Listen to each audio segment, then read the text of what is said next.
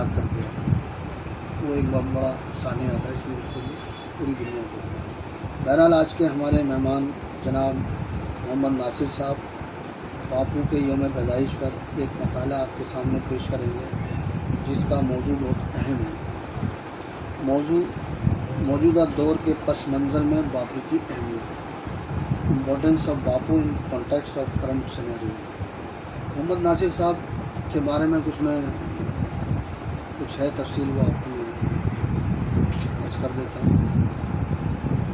मोहम्मद नासिर साहब पहले भी अक्टूबर में ही अपना एक मकाला दिल्ली के फेरी वालों के नाम से पेश कर चुके हैं, लेकिन अल्लाह ने जिस तरह मोहम्मद नासिर साहब को इज्जत से नवाजा कि पूरी ज़िंदगी में जो बदलाव आया अचानक और तरक्की की तरफ गामजन हुए, तो पीछे मुड़कर नहीं गए और ये सफ़र आज भी जारी व सारी है। मौरखा 20 अक्टूबर बरोज़ जुमा 2023 का दिन था जब अपना पहला मकाला इसी लाइब्रेरी से पेश किया था, जो बहुत मकबूल हुआ और लोगों ने बहुत पसंद किया था। आज फिर अक्टूबर का महीना है, सन 2025 बरोज़ जुमेरात मोहम्मद नासिर साहब मौजूद हैं। तो उन्होंने जो है एम.ए. उर्दू में किया, सेंट स्टीफन कॉलेज के स्टूडेंट्स रहे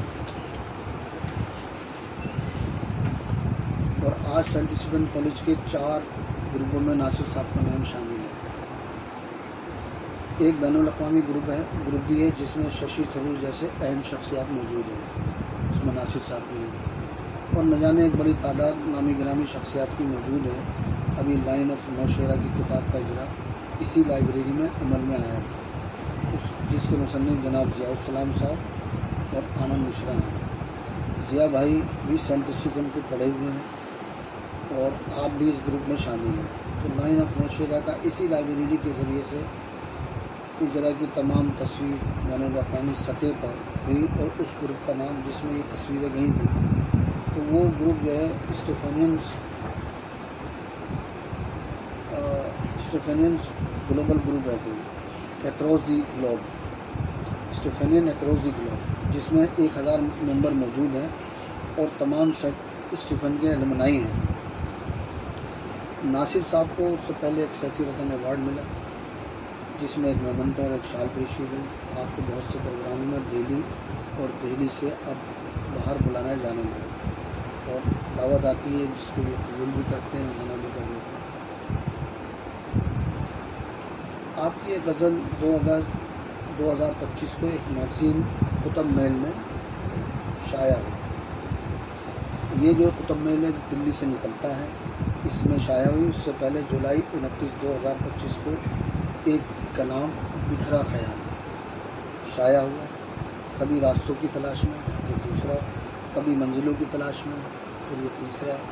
यूँ ही चलते चलते गुमान हुआ, ये चौथा। ये जो सुबह शाम की दौड़ है, जहाँ जितने की होड़ है, ये सब अभी ये सिलसिला जारी है। ये हिंदी में इनकी ये नज़्म जो है वो शाया है। एक कलाम बंद दरवाजे मुझे लम्हे का कोई धार दे, तलाश सहर फिर एक और गज़ल माँ यकीन।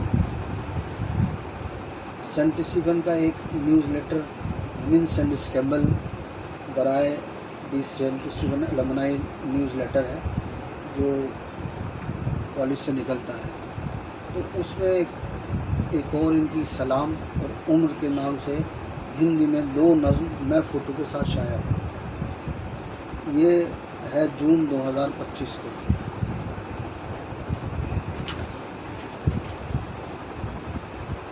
फिर एक अवार्ड इनको सेंट स्टीफन की तरफ से M block creator Kailash Kunjum book store में आपकी उर्दू अदब और दूसरी खिदमत की शोहरत के लिए एक ग्रुप सेंट स्टीफन का जो एलुमनाई है, उन्होंने इनको मदऊ किया और वहाँ जो है इनको इनाम से नवाजा।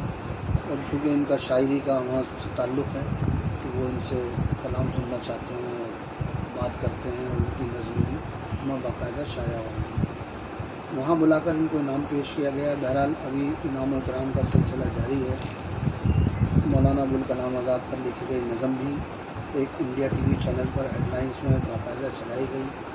आजकल एक मारूफ मुसन्निफ़ है मुमताज़ सादिक़ साहब की किताबों के तर्जुमे के लिए ये तर्जुमा कर रहे हैं। 2 किताबों का तर्जुमा इनका अभी कर चुके हैं और वो किताबें जो हैं मंजर आम पर आने वाली हैं, जैसे भारतीय मुस्लिम समाज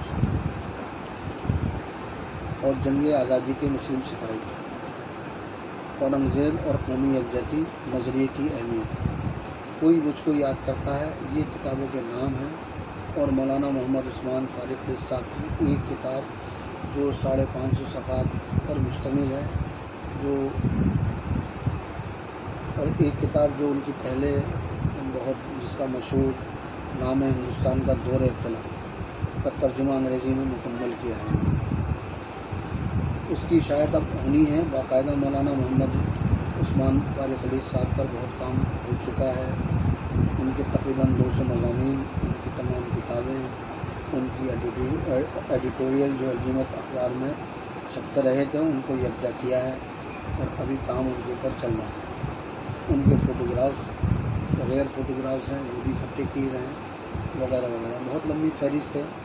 मौलाना पर बहुत गहराई और मेहनत से काम जारी है।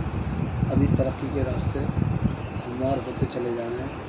अब आपके सामने जो मकाला है वही साबित करेगा कि नासिर साहब कहाँ पर खड़े हैं और क्या उनकी अहमियत है और कितने पानी में है, क्या मयार है और फैसला आप हजरात के सामने। सामईन बहुत बड़े फैसला करने वाले होते हैं, जजेस होते हैं, तो मेरी नज़र में इस्तक़बाल है और आप उनके मकाले के लिए मैं उनको दावत दे रहा हूँ। आप समाअत फरमाएँ, जिसका मौजू है मौजूदा दौर के पस मंज़र में बापू की अहमियत, importance of Bapu in context of करम सुनाई।